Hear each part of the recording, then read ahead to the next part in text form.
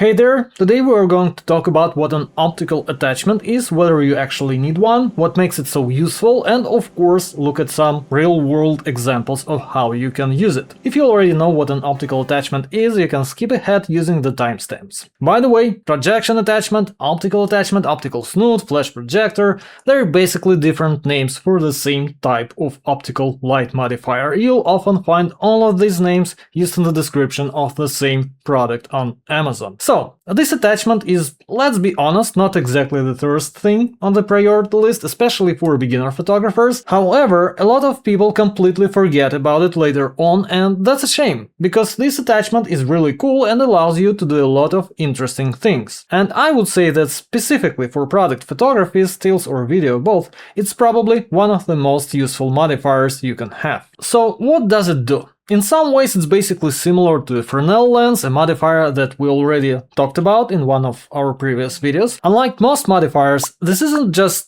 a piece of fabric or metal, it's actually a system of lenses, and it allows us to focus the light into a narrow beam. If we have a light without any attachment, the light is going to spread out in all directions, and because of that, the intensity drops very quickly, according to the inverse square law, of course. With an optical attachment, on the other hand, thanks to the lens system, we can project light from a long distance with almost no loss of light intensity. And, in addition to that, we can create pretty small spots of light, which can actually be very useful in product photography. And we can do that while keeping the light quite far away from the subject. And that can be very convenient, because as you know, very often on our set we can't place the light source close to our products, simply because there are too many stands, tables, props, black flags, diffusers, and so on. There simply isn't enough space. There are a few ways to control the size of the spot. First, you can change the lens. However, keep in mind that normally an optical attachment comes with just one lens, and if you want to change the size of the spot,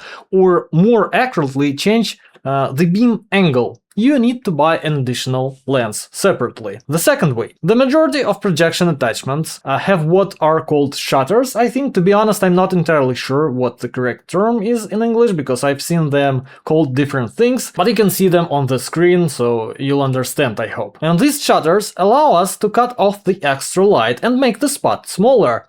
And because they work from all four sides, we can create all kinds of different shapes. But that's not all. For even more precise control, if we need to create a super small spot of light, for example, we can use an accessory called an iris. Depending on the model, this accessory may come with the attachment or may be sold separately. The iris allows us to easily change the size of the opening. It goes inside the optical attachment, and we can make the light spot even smaller. And for example, you could use it to light up a label or a name on a product while leaving everything else in shadow. Of course, this isn't something you're going to use every single day, but it really gives you a lot more freedom and allows you to execute those creative ideas when they come to you. And by the way, I forgot to mention that we can feather the edges and create kind of gradient, kind of a fall off toward the edges, or we can do the opposite and make the edges very sharp, and we do this by rotating the lens. So basically, with the regular lens, we just focusing the light.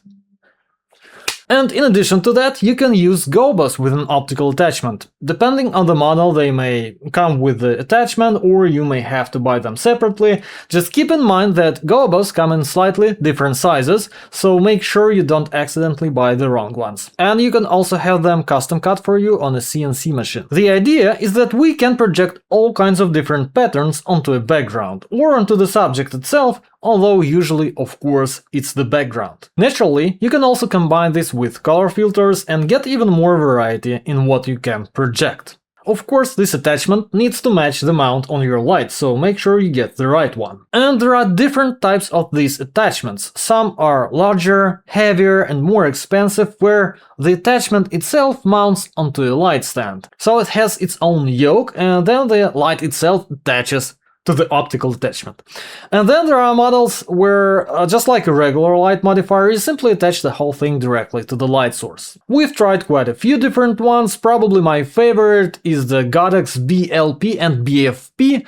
I'll leave a link in the description. It has a pretty good balance, it's not too big or heavy while still being good quality, so overall I can definitely recommend it. There's one more thing worth mentioning here. Depending on what kind of light source you have, continuous light or flash, there are different versions of these attachments. Even the exact same model may be made for a continuous LED light or it may be made for flash. For example, there's BLP and there's BFP, F for flash. And I'll be honest, I spend a lot of time trying to figure out what the actual difference is. I read the documentation, I googled it, I read all kinds of comments, and I got a lot of different and contradictory answers. Some people, for example, say that there could be some kind of overheating if you use the wrong model with the wrong light, but at the same time Godox told me that no, that's not the case. So honestly, I don't know. What I can tell you is that despite all of that, we use them interchangeably. We can use an attachment designed for photography with a video light and vice versa,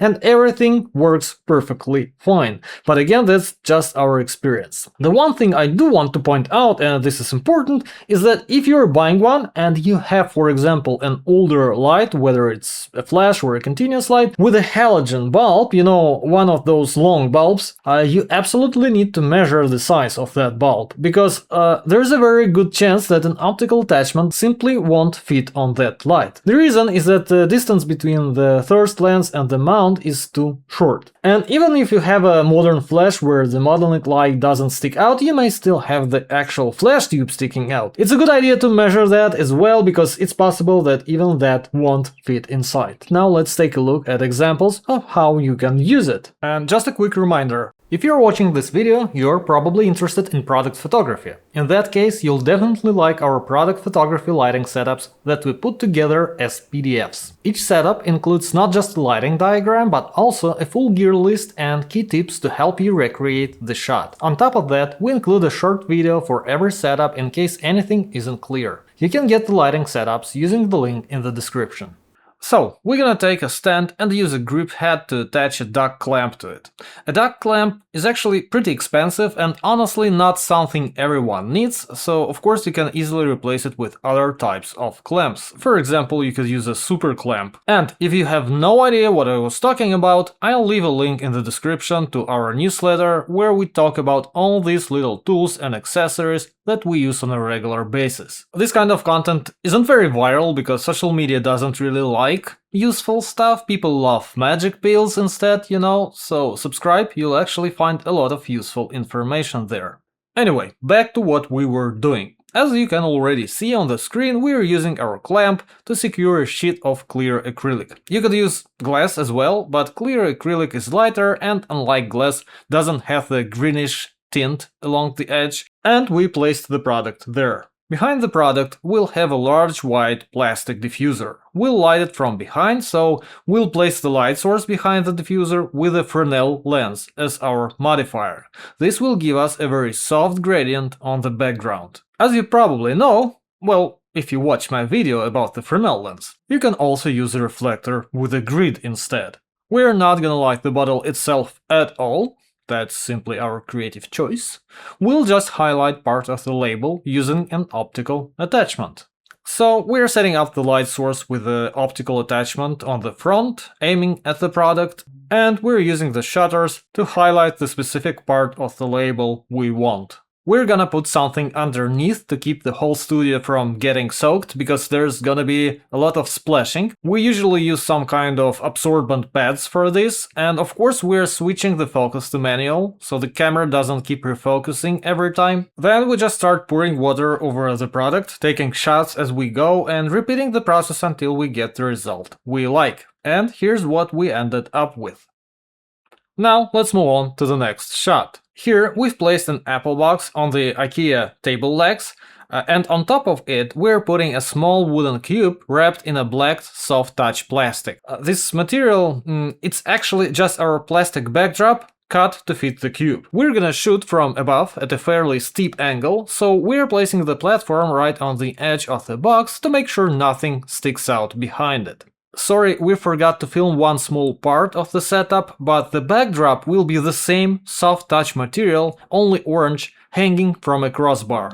Yeah, and the star of today's shoot is a portable Xiaomi speaker, and as you can see, we choose our colors to complement the speaker, black with a touch of orange. We're setting up our first light source with an optical attachment. We're also using an iris diaphragm to make the spot really small, and as you can see on the screen, we're lighting the front of the speaker and a small area right in front of it. Hard light works perfectly here because it really brings out the texture of the speaker. Without the optical attachment, the black backdrop wouldn't stay black and the light would spill everywhere, and we have another light source with a grid aimed at the orange backdrop.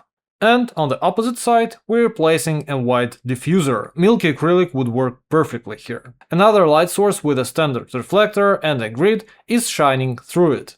And we have a similar setup above the product. Another white diffuser with another light source shining through it. Yes, this setup uses quite a few light sources. Well, the first one was much simpler, so we're doing something a little more complicated for a change. Everything is ready, let's take the shot, and here's what we got.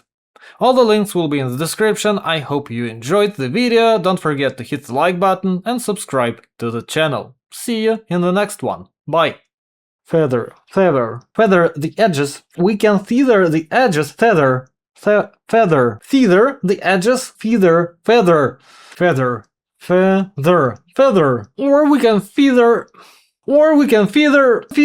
Or we can feather.